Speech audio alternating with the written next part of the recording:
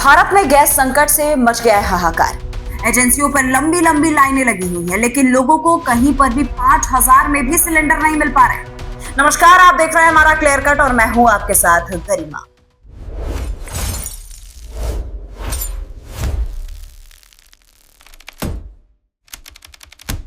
दोस्तों, middle east में बढ़ते युद्ध के असर अब भारत की रसोई तक पहुंचते दिखाई दे रहे हैं।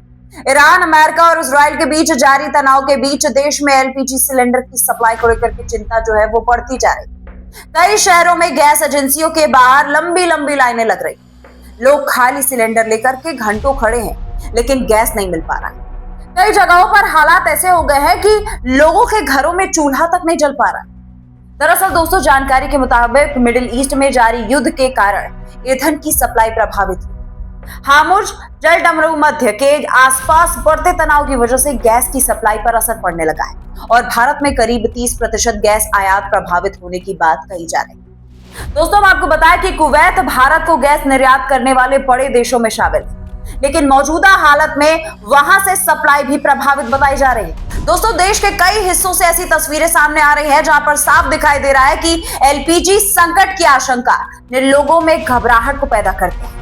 उत्तर प्रदेश के अयोध्या, गोरखपुर और देवरिया से लेकर के नोएडा और दिल्ली तक गैस एजेंसियों के बाहर लंबी लंबी कतारें लगी हुई हैं। हम आपको स्क्रीन पर वीडियो भी दिखा रहे हैं। लोग सुबह सुबह खाली सिलेंडर लेकर के एजेंसियों के बाहर पहुंच रहे हैं ताकि किसी तरह उन्हें गैस मिल जाए। नोएडा के सेक्टर 5 हरौला इलाके में तो हालात ऐसे हो गए दोस्तों कि लोग सुबह 4 बजे से ही लाइन में लग करके खड़े हो गए। उपभोक्ताओं का यह साफ कहना है कि ना तो उन्हें ऑनलाइन गैस बुकिंग हो पा रही है, ना ही एजेंसी पर बुकिंग कराने के बाद तुरंत गैस मिल पा रहा है। एजेंसी संचालकों का यह कहना है कि फिलहाल गैस उपलब्ध ही नहीं, जब सप्लाई आएगी तब वितरण किया जाएगा। ऐसे में दोस्तों, लोगों का इंतजार करने के अलावा कोई भी उनके पास विकल्प नहीं बच पाया है। इस संकट का असर अब लोगों के रोजमर्रा की जिंदगी पर भी पड़ने लगा है। दोस्तों, कई परिवारों का यह साफ कहना है कि घर में गैस खत्म होने के कारण खाना तक नहीं बन पा रहा है।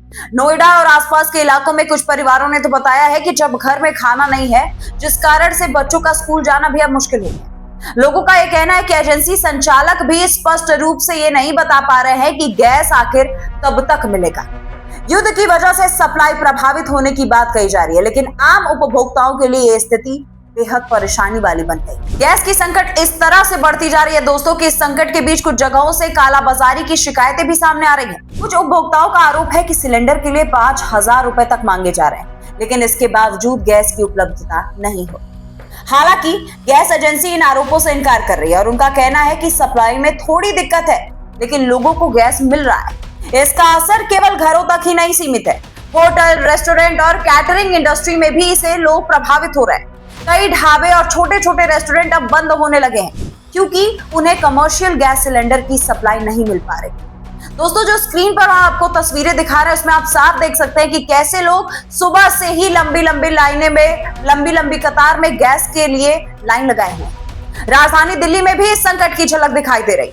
दिल्ली हाईकोर्ट की एडवोकेट कैंटीन में गैस सिलेंडर खत्म होने की वजह से गैस पर बनने वाले कई व्यंजन फिलहाल बंद कर दिए गए। दोस्तों, वकीलों को अभी केवल सैंडविच, सलाद और फ्रूट चाट और लिक्विड आइटम ही परोसा जा रहा है क्योंकि गैस से बनने वाले खाने की व्यवस्था फिलहाल ठप पड़ गई। यानी मिडिल ईस्ट में चल रहा है युद्ध अब भारत के आम लोगों की रसोई तक असर डालने लगा है। सवाल यह है कि क्या ये सिर्फ एक अस्थायी समस्या है या फिर आने वाले दिनों में गैस संकट और ज्यादा गहरा होता जाएगा। और सबसे बड़ा सवाल यहाँ पर यह उठेगा दोस्तों कि क्या सरकार और तेल कंपनियां इस स्थिति को संभालने के लिए कोई ठोस कदम उठाएंगी ताकि आम लोगों को राहत मिल सके। आपको इस बारे में क्या कहना है? आपकी इस बारे में क्या राय है? कमेंट सेक्शन में अपने राय को जरूर लिखिएगा।